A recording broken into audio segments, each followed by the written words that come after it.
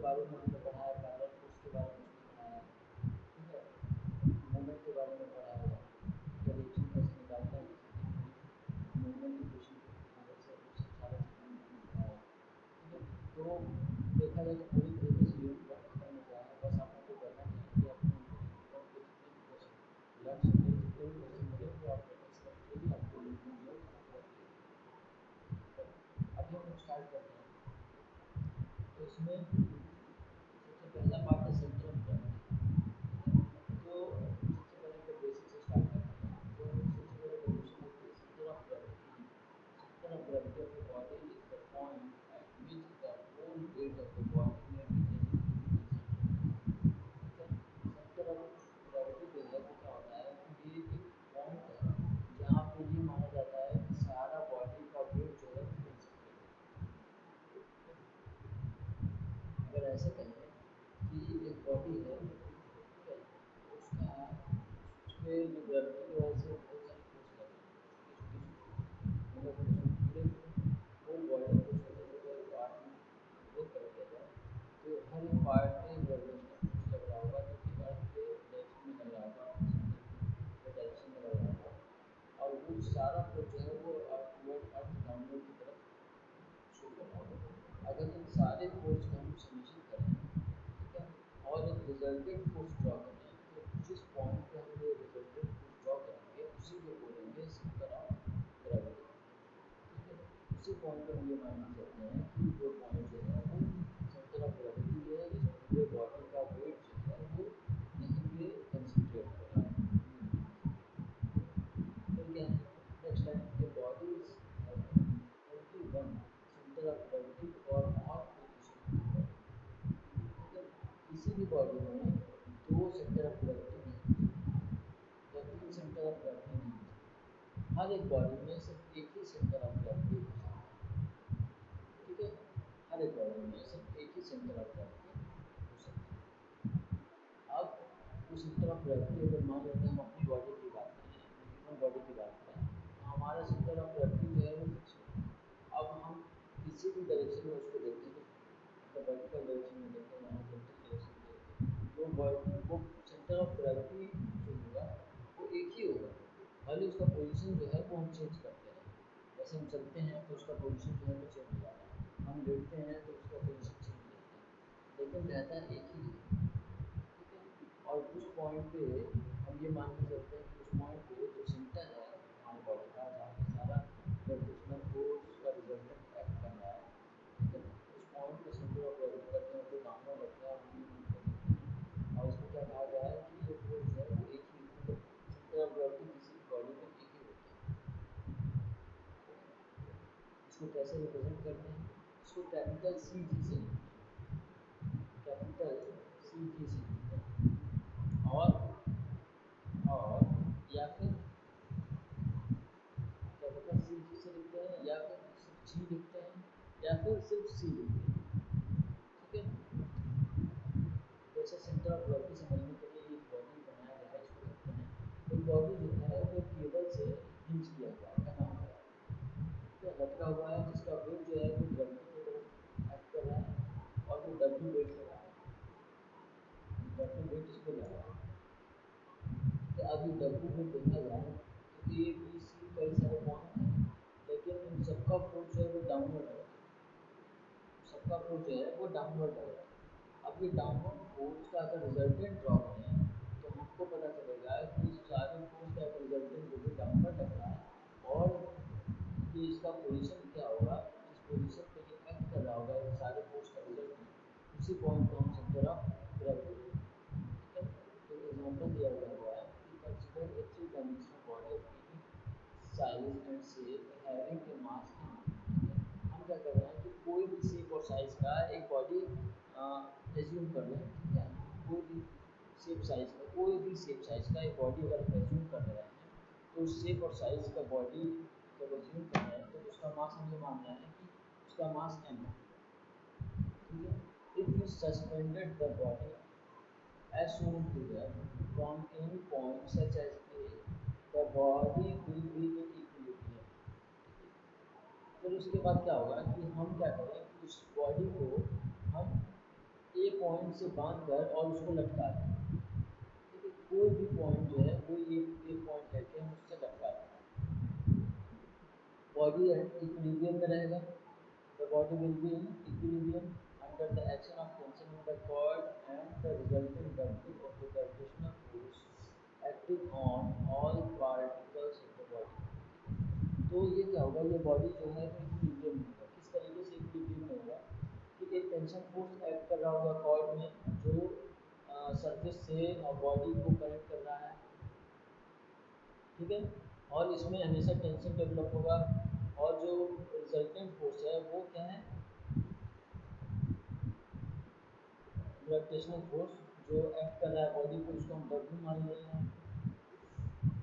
ठीक है, तो यहाँ पे क्या होगा कि जो फोर्स लग रहा होगा, ठीक है, अब कॉर्ड और वेट जो इसका रिजल्टेंट होगा वो हमारा एक पॉइंट फिक्स होगा, उसी पॉइंट पे लग रहा होगा। ठीक है, जो रिजल्टेंट जिस पोजिशन पे लग रहा होगा उसको हम बोलते हैं सेंटर ऑफ ग्रेविटी। अब resultant W is collinear with the chord. अच्छा, एक चीज़ ये भी है कि जो कॉर्ड बॉडी को लगा हुआ है वो W के साथ कोलिनियर है, यानी W और कॉर्ड का जो टेंशन फोर्स है, कॉर्ड में जो टेंशन फोर्स है, ये दोनों जो है वो एक ही लाइन में एक्ट कर रहे हैं, इसलिए इसको कोलिनियर फोर्स बोला जा रहा है, ये कोलिनियर है। Assume that we mark its position by drilling a hypothetical hole of negligible size along its line of action। ठीक है, हम क्या कर रहे हैं कि एक एज्यूम कर रहे हैं कि हम एक होल इस पर लगा दे रहे हैं। क्या कर रहे हैं, हाइपोथेटिकल होल, मतलब हम एक मार्क कर दे रहे हैं। ठीक है, इसके लाइन ऑफ एक्शन पे जो W और कॉर्ड के जो लाइन ऑफ एक्शन है उसको हम इस लाइन को मार्क कर देंगे। ठीक है, इस लाइन ऑफ एक्शन को मार्क कर देंगे। ठीक है, उसके बाद क्या कर रहे हैं, उसके बाद क्या कर रहे हैं कि determine mathematically the location of centre of gravity of any body. हम क्या कर रहे हैं, मैथमेटिकली जो है अब सेंटर ऑफ ग्रेविटी को फाइंड आउट करने की कोशिश कर रहे हैं। अब मैथमेटिकली जो है हम सेंटर ऑफ ग्रेविटी को फाइंड आउट करने की कोशिश कर रहे हैं। तो determine mathematically the location of centre of gravity of any body, तो क्या होगा, will apply the principle of moments। ठीक है, प्रिंसिपल ऑफ मोमेंट को अप्लाई करेंगे to the parallel system of the gravitational force. ठीक है, parallel system of gravitational force का हम क्या करेंगे, उस पर प्रिंसिपल ऑफ मोमेंट्स को अप्लाई करेंगे, मोमेंट्स के प्रिंसिपल को अप्लाई करेंगे। पैरेलल फोर्सेस है, वही पैरेलल फोर्सेस है, एक कॉर्ड का एक बॉडी का वेट। उसके बाद क्या करेंगे, centre of gravity is that position about which the summation of the first moment of the weights of the element of the body is zero। ठीक है, सेंटर ऑफ ग्रेविटी क्या होगा, वो पॉइंट होगा जिसका समेशन जो है, ठीक है, जिसका मोमेंट का समेशन जो है वेट का, वो इस पॉइंट के अबाउट जीरो। क्या लिखा हुआ है, centre of gravity is that point about which the summation of the first moment of the weight of the element of the body is zero। ठीक है, तो क्या होगा कि सेंटर ऑफ ग्रेविटी क्या होगा, वो पॉइंट होगा जहाँ पे समेशन मूवमेंट का समेशन जो है वो बॉडी का जीरो। ठीक है, तो इसके बाद क्या है, centre of gravity. We repeat the experiment by suspending the body from other points such as B, C, and in each instant we mark the line of action of the resultant force। ठीक है, अब हम क्या करेंगे, जैसे ए पे इसको cord से लटकाए थे बॉडी को, वैसे ही बी से लटकाएंगे। सिमिलरली उस सी पॉइंट से भी लटकाएंगे। तो जब ये सी पॉइंट तीनों पॉइंट से लटकाएंगे तो हमको क्या मिलेगा, और जब हम तीनों पॉइंट से लटका रहे हैं तो हम इसके लाइन ऑफ एक्शन को मार्क करते हुए चलेंगे। जब ए से लटकाया है तो हम उसके लाइन ऑफ एक्शन को मार्क किए, जब बी से लटकाया तब उसके लाइन ऑफ एक्शन को मार्क किए, और जब सी से लटका रहे हैं बॉडी को तो हम उसके लाइन ऑफ एक्शन से मार्क करें, और हम ये पाएंगे कि ये तीनों लाइन ऑफ एक्शन जो है वो किसी एक पॉइंट पे मीट करें। ठीक है, ए से लटका रहे हैं तब भी, बी से लटका रहे हैं तब भी, और सी से लटका रहे हैं तब भी, हम कहीं से भी लटकाएंगे तो हमको क्या मिलेगा कि एक कॉमन पॉइंट मिलेगा। ठीक है, एक कॉमन पॉइंट मिलेगा जिसमें ये सारा लाइन ऑफ एक्शन जो है वो एक पॉइंट पे मीट करेंगे। उसी पॉइंट को हम क्या बोलेंगे, सेंटर ऑफ ग्रेविटी। ठीक है, उसी पॉइंट को हम बोलेंगे सेंटर ऑफ ग्रेविटी। ठीक है, उसके बाद क्या है, for all practical purposes these line of action will be concurrent at a single point G, which is called the center of gravity of the body। ठीक है, मतलब कि हम क्या होगा कि practical all the practical purposes, ठीक है, हम किसी कितने भी प्रैक्टिकल पॉइंट के अबाउट हम उसको जब लटकाएंगे तो हमको क्या मिलेगा कि एक कंकरेंट एक सिंगल पॉइंट मिलेगा जी। ठीक है, उसी को हम क्या बोलेंगे, सेंटर ऑफ ग्रेविटी।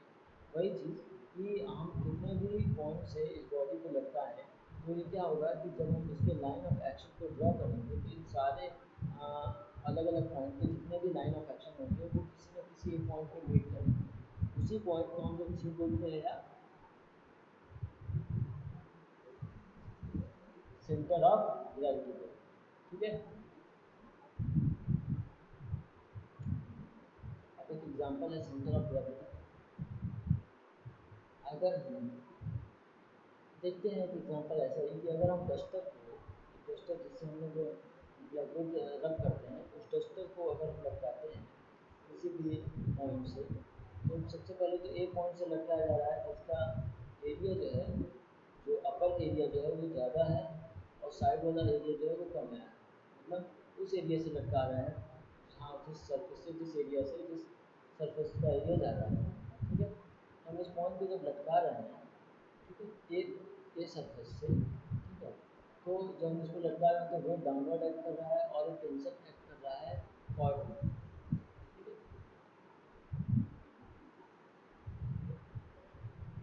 तो जब ये कॉर्ड में एक्ट कर रहा है तो क्या होगा कि जो कॉर्ड से एक्ट कर रहा है तो उससे क्या हो रहा है, जो लाइन ऑफ एक्शन है बॉडी के वेट का और कॉर्ड का, ये एक लाइन है, कोलिनियर है। ठीक है, सारे दोनों फोर्सेस का जो लाइन ऑफ एक्शन है वो एक ही है। सिमिलरली हम क्या कर रहे हैं कि इस बॉक्स को बी साइड से हैंग कर रहे हैं, बी साइड से इसको हैंग कर रहे हैं। ठीक है, लटका रहे हैं, जब बी साइड से इसको लटका रहे हैं तो हम देख रहे हैं फिर भी वेट डाउनवर्ड लग रहा है और इसका लाइन ऑफ एक्शन जो है, इसका लाइन ऑफ एक्शन जो है वो सिमिलरली लाइन ऑफ ए के लाइन ऑफ एक्शन को कट करते हुए जा रहा है। ठीक है, एक पॉइंट पे मीट कर रहा है, उसी पॉइंट को कट करते हुए जा रहा है। ठीक है, फिर अगर हम इसी बॉक्स को सी सी फेस से अगर हम हैंग करेंगे,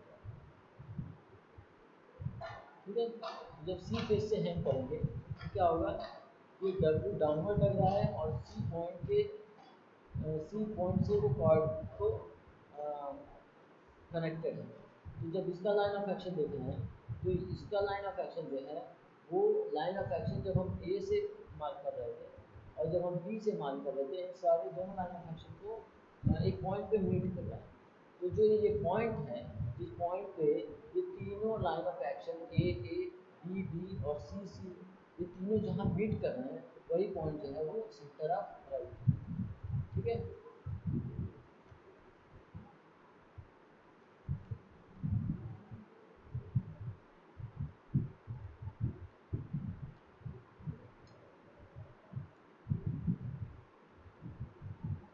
ठीक है, अब सेंटर ऑफ ग्रेविटी के बारे में और क्या क्या है हम लोग देखते हैं।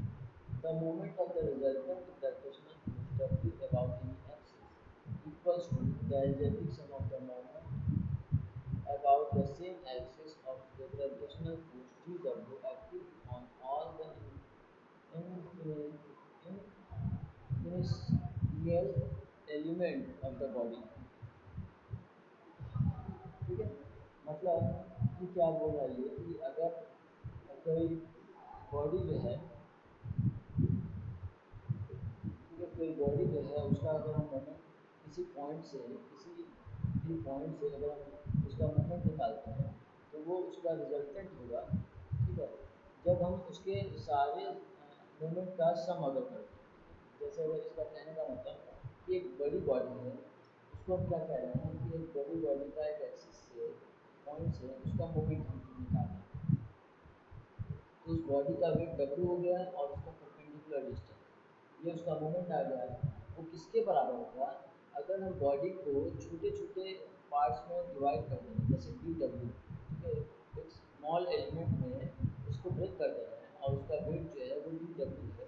इन सारे वेट का जो एल्जेब्रिक सम होगा वो बराबर होगा मोमेंट का जब वो सिंगल बॉडी था, यानी डब्ल्यू इंटू एल। ठीक है, इसको अगर हम ऐसे कहें कि एक बहुत बड़ा सा कोई बॉक्स है, ठीक है, उस बॉक्स का वेट डब्ल्यू है और जिस पॉइंट से हम उसका मोमेंट निकालने की कोशिश कर रहे हैं वो डिस्टेंस एल पे है, तो डब्ल्यू इंटू एल जो है उस पूरे बॉडी का, उस पूरे बॉडी के वजह से जो मोमेंट डेवलप हो रहा है वो डब्ल्यू इंटू एल है।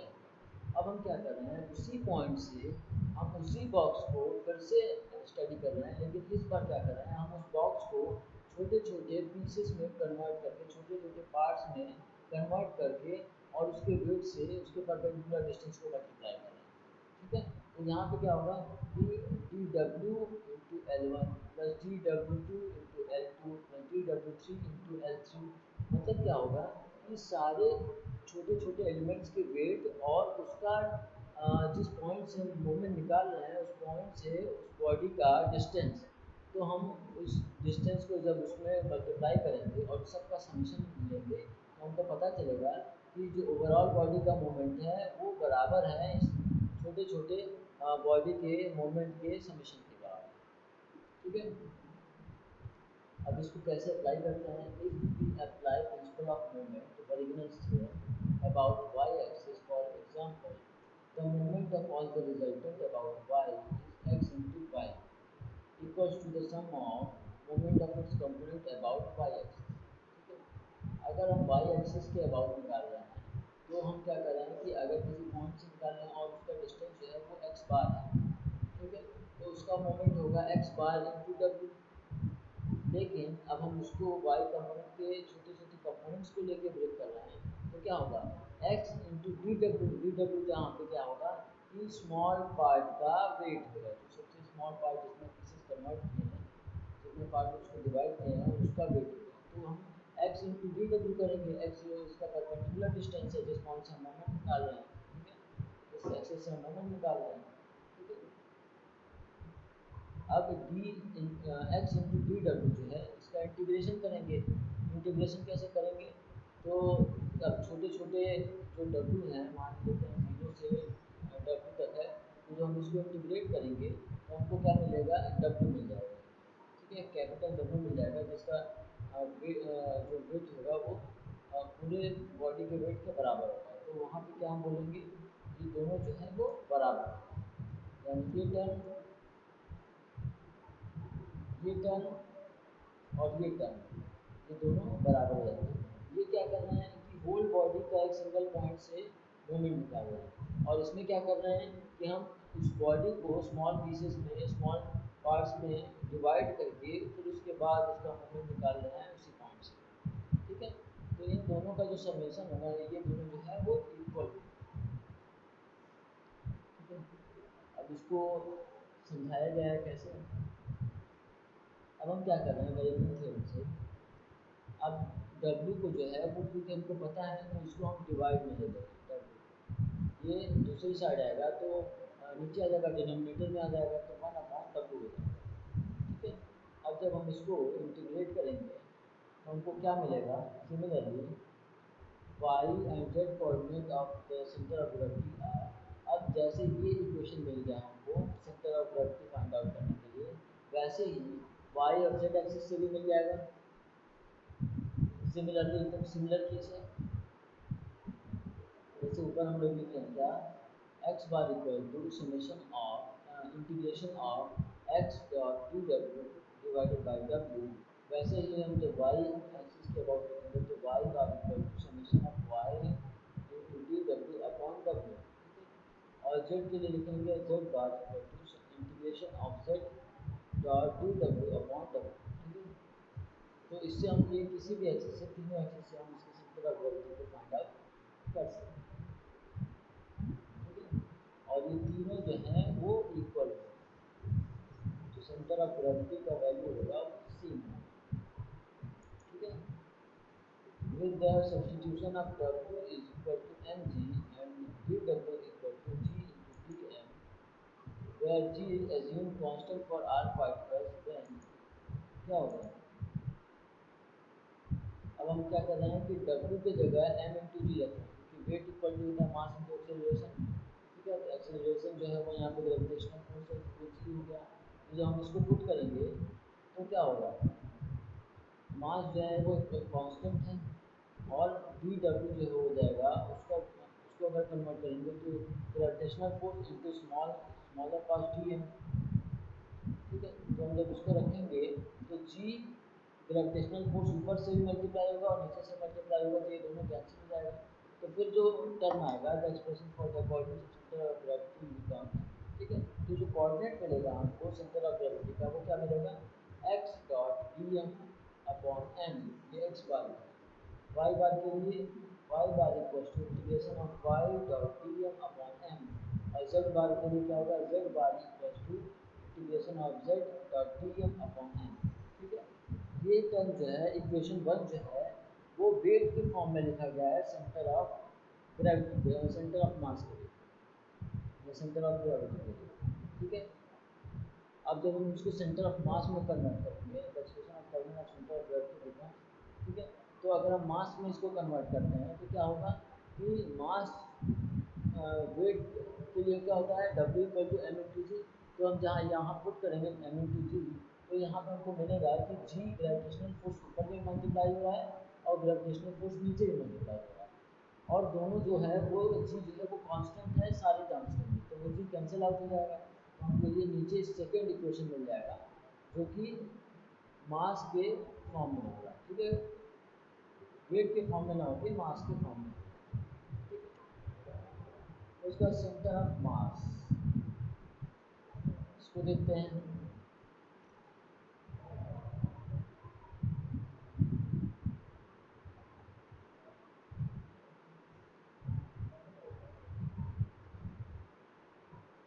सेंटर ऑफ मास को देखते हैं।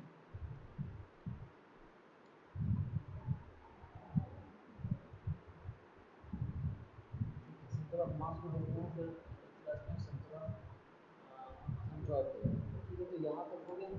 उसके बाद सेंटर ऑफ मास ये क्या है, the density of rho of a body is mass per unit volume. ठीक है, डेंसिटी को अगर हम लोग डिफाइन करें तो क्या होता है, density equal to mass upon volume. ठीक है, तो वो क्या है, डेंसिटी जो है रो जो है वो मास पर यूनिट वॉल्यूम हो रहा है। डेंसिटी इक्वल टू क्या होता है, मास इंटू,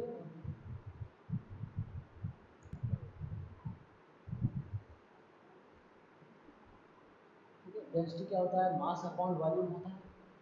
तो यहाँ पे हम क्या लिखेंगे, 10 the mass potential element of volume D B becomes. अब क्योंकि हमको पता है density equal to mass upon volume होता है, तो डेंसिटी तो कांस्टेंट है, मास पर यूनिट वॉल्यूम। ठीक है, तो अगर हमको चाहिए डी बी वॉल्यूम में कितना मास है, तो हम क्या करेंगे, रो डेंसिटी इंटू वॉल्यूम से मल्टीप्लाई कर देंगे। सेम चीज़ यहाँ पे लिखा हुआ है, d m equal to smaller mass equals to rho density into d v volume. तो यहाँ पर हमको क्या मिल गया, डी एम का वैल्यू मिल गया जो है क्या, rho into d v. If rho is not constant for the body then we may write the expression as. ठीक है, अगर मान लेते हैं कि किसी बॉडी का जो डेंसिटी है वो कांस्टेंट नहीं है, जैसे एयर। ठीक है, जो एयर का डेंसिटी है वो कांस्टेंट नहीं है। ठीक है, तो उस टर्म को कैसे लिखेंगे, ऐसे। अब जो हम ऊपर लिख रहे थे यहाँ पे, ये इक्वेशन 2 जो है वो मास की जगह हम क्या लिखेंगे, डेंसिटी इंटू वॉल्यूम, मास की जगह क्या लिखेंगे, डेंसिटी इंटू वॉल्यूम। तो यहाँ पे हमने क्या लिखा है, X bar equals to integration X dot, अब डी एम था यहाँ पे, तो डी एम का वैल्यू हमको यहाँ से मिल गया रो इंटू डी वी अपॉन, यहाँ पे एम था तो डी एम था, तो डी एम का वैल्यू क्या होगा, rho into d v. Similarly y bar के लिए Y bar equals to integration of Y dot rho d we upon integration of rho dot D v. और सिमिलरली जेड के लिए क्या लिखेंगे, Z bar equals to integration of Z dot rho dot D we upon integration of rho dot D v. अब इसको हम देखा जाए तो ये मास है डी एम है, ठीक, जैसे हम ऊपर इक्वेशन में लिख रहे थे, जैसे यहाँ पे जो लिखे थे ये मास था। अब इस मास को हमने क्या किया, डेंसिटी इंटू वॉल्यूम के फॉर्म में लिख दिया, तो वो हमको ये टर्म मिल गया, ठीक है, इक्वेशन 3 मिल गया। फिर उसके बाद ये कैसे हो गया, तो x bar equals to integration of x dot D M upon M, और वाई बार इक्वल्स टू वही इक्वेशन 2 को यहाँ पे फिर से लिखा गया है, Y bar equals to integration of Y dot D M upon M, और Z bar equals to integration of Z dot D M upon m. Equation 2 is independent of G and therefore define a unique point in the body which is the function solely of the distribution of mass। ठीक है, जो equation 2 है वो independent है G के। अगर हम इसका टर्म देखें तो इसमें क्या है कि इसमें डेंसिटी जो है वो वेरिएबल है, तो ये भी वेरिएबल हो जाएगा, ठीक है। और इसमें हम देखें तो इसमें जो है वो जी का मल्टीप्लाई है, इक्वेशन 1 में जी का मल्टीप्लिकेशन है, क्योंकि यहाँ पे वेट के लिए लेते हैं, ठीक है। तो अगर जी वेरिएबल होगा तो ये इक्वेशन भी वेरिएबल हो जाएगा। लेकिन यहाँ पे हमको पता है कि जो मास है वो, ये इक्वेशन 2 जो है वो इंडिपेंडेंट ऑफ ग्रेविटेशनल फोर्स, ठीक। तो वो कब डिस्टर्ब होगा, ठीक है, solidly of the distribution of mass, ठीक है। तो इसमें सिर्फ मास का डिस्ट्रीब्यूशन होगा और किसी भी बॉडी का जो है वो मास चेंज नहीं होता, ठीक है। अगर कोई बॉडी है, कोई चौक है, कोई डस्टर है, या कोई फ़ोन है, या कोई लैपटॉप है, तो उसका mass as it is change as it is होगा, वो मास चेंज नहीं होगा। हम तो कहीं पे भी रख दें, क्लासरूम में रख दें, अर्थ पे रख दें, मून पे रख दें, मास पे रख दें, कहीं पे भी, तो उसका मास एज इट इज रहेगा, ठीक है। तो इस टर्म से हमको ये पता चल रहा है कि जब मास चेंज नहीं होगा तो सेंटर ऑफ ग्रेविटी भी जो है वो चेंज, सेंटर ऑफ मास जो है वो भी चेंज नहीं होगा, ठीक है। तो नेक्स्ट क्या लिखा हुआ है, this point is called the centre of mass, ठीक है। इस पॉइंट को सेंटर ऑफ मास बोलते हैं and clearly coincide with the centre of gravity, और सेंटर ऑफ मास जो है वो सेंटर ऑफ ग्रेविटी से कोइंसाइड करता है, यानी ओवरलैप करता है, as long as the gravity field is treated as uniform and parallel. कब तक, जब तक कि ग्रेविटेशनल फोर्स फील्ड जो है वो यूनिफॉर्म और पैरेलल, ठीक है। जब तक कि जो ग्रेविटेशनल फील्ड है, जो ग्रेविटी का फील्ड है, ग्रेविटी फील्ड है, वो यूनिफॉर्म और पैरेलल है,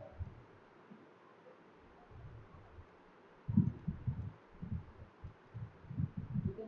तो इस पॉइंट में क्या हो गया कि सेंटर ऑफ मास जो है वो सेंटर ऑफ ग्रेविटी से कोइंसाइड करेगा, यानी ओवरलैप करेगा, और कब कब तक करेगा, जब तक जो है ग्रेविटी फील्ड जो है वो यूनिफॉर्म और पैरेलल है, ठीक है। अब सेंट्रॉयड वाला पार्ट जो है वो, ये पार्ट जो है वो नेक्स्ट क्लास में स्टार्ट किया जाएगा, ठीक है। इसमें क्या है, देखो जो इक्वेशन 3 हम लोग लिख के ले आए थे एक्स, वो डेंसिटी के फॉर्म में, ये वो है X bar equal to rho dot D we upon integration of rho dot D V, Y bar equals to integration of Y dot rho dot D we upon integration of rho dot D V, and z bar equals to integration of z dot rho dot dv upon integration of rho dot dv, ठीक है।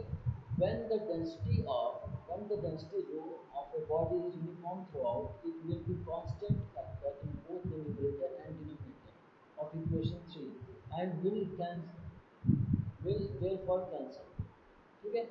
अगर density जो है वो पूरे body में uniform है, ठीक है, तो ये फैक्टर जो है वो दोनों में कांस्टेंट है, ठीक है। अगर जो बॉडी हम ले रहे हैं, जो बॉडी को हम कंसिडर कर रहे हैं, ठीक है, अगर उसका डेंसिटी जो है वो थ्रू आउट बॉडी जो है वो यूनिफॉर्म है, तो उसका उसमें ये दोनों टर्म जो है न्यूमरेटर और डिनोमिनेटर जो है वो सेम हो जाएगा और दोनों कैंसिल आउट हो जाएंगे। फिर ये प्रॉपर्टी किस पे डिपेंड करेगा? The remaining expression define a purely geometrical property of the body. ठीक है, अब जो ज्योमेट्रिकल प्रॉपर्टी पे ये डिपेंड करेगा, जो उसका सेंटर ऑफ मास होगा या सेंटर ऑफ ग्रेविटी होगा, वो उसके तो उसको किसी चीज़ पे नहीं डिपेंड करेगा, सिर्फ उसके ज्योमेट्रिकल प्रॉपर्टी पे डिपेंड करेगा, purely geometrical property of the body. ठीक है, तो वो जो भी हमको मिलेगा वो प्योरली उसके ज्योमेट्रिकल प्रॉपर्टी पे डिपेंड करेगा। ठीक है, तो इसको जो है वो अगली क्लास में एक बार फिर से डिस्कस किया जाएगा। अभी इस क्लास में इतना ही। ठीक है, इस क्लास में हम क्या करेंगे कि सेंट्रॉइड को एक बार फिर से डिस्कस करेंगे अगली क्लास में, उसके बाद फिर इसके आगे कंटिन्यू किया जाएगा। ठीक है, अभी इस क्लास में इतना ही।